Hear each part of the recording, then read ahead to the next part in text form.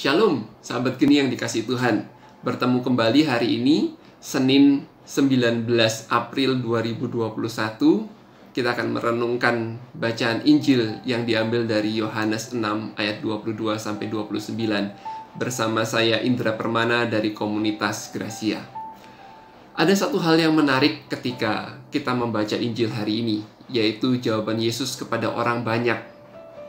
Yesus menjawab, pekerjaan yang dikehendaki Allah adalah hendaknya kamu percaya kepada Dia yang diutus olehnya. Saudara-saudara yang terkasih di dalam Kristus, percaya kepada Allah disebutkan sebagai suatu pekerjaan yang memerlukan sebuah usaha. Mengapa dikatakan sebagai sebuah pekerjaan yang memerlukan sebuah usaha? Karena pertama, kita adalah manusia yang lemah. Kita hidup di dunia ini, di mana kita di satu hari bisa percaya kepada Yesus di dalam mulut kita, tapi di saat yang sama atau di hari yang lain, kita bisa percaya kepada iblis atau tipu daya dunia. Saya punya pengalaman. Dulu saya begitu percaya kepada tahayul ketika melewati tempat yang keramat, atau misalnya pohon beringin besar.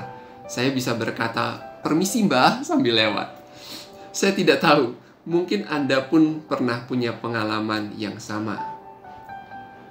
Percaya kepada Yesus memerlukan proses, memerlukan sebuah usaha, memerlukan usaha kita untuk menambah pengetahuan dan rahmat Allah yang diberikan olehnya melalui pengalaman-pengalaman hidup kita.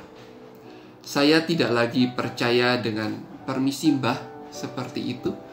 Ketika saya belajar, ketika saya membaca di 1 Korintus 3 ayat 16, yang di situ tertulis, "Tidak tahukah engkau bahwa tubuhmu adalah bait Allah?" Kalau di dalam tubuh saya, di dalam hati saya, tinggal Allah yang lebih besar dari segala sesuatu, Allah yang adalah pencipta segala sesuatu, mengapa saya harus bersikap seperti itu? Saudara-saudari yang terkasih di dalam Kristus, pengalaman kita, pengetahuan kita adalah sebuah usaha yang bisa kita lakukan, tentu dengan rahmat Allah.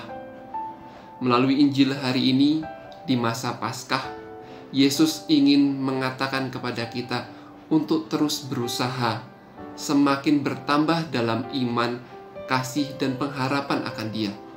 Yesus sudah wafat, Yesus sudah mengalahkan dunia, dan kita diberi rahmat untuk mengalahkan dunia ini sebagai anak-anak terang. Pertanyaan untuk refleksi kita hari ini. Pengalaman manakah yang membuatmu bertumbuh dalam rasa percaya akan Tuhan? Pertanyaan kedua, di masa saat ini, apakah ada pengalaman-pengalaman atau peristiwa di dalam kehidupan kita yang adalah tanda dari Tuhan untuk kita bertumbuh dalam kepercayaan akan Dia? Marilah kita berdoa. Di dalam nama Bapa dan Putra dan Roh Kudus. Amin. Bapa, kami bersyukur Engkau mati untuk menebus segala dosa kami. Engkau menebus dan menghapuskan segala kelemahan kami, sehingga kami mampu menjadi pemenang-pemenang, sehingga kami mampu dan layak disebut anak-anak terang.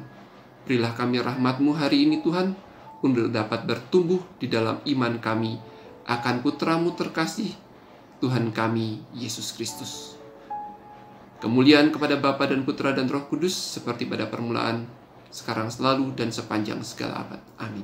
Dalam nama Bapa dan Putra dan Roh Kudus. Amin. Salam penuh cinta, damai sejahtera.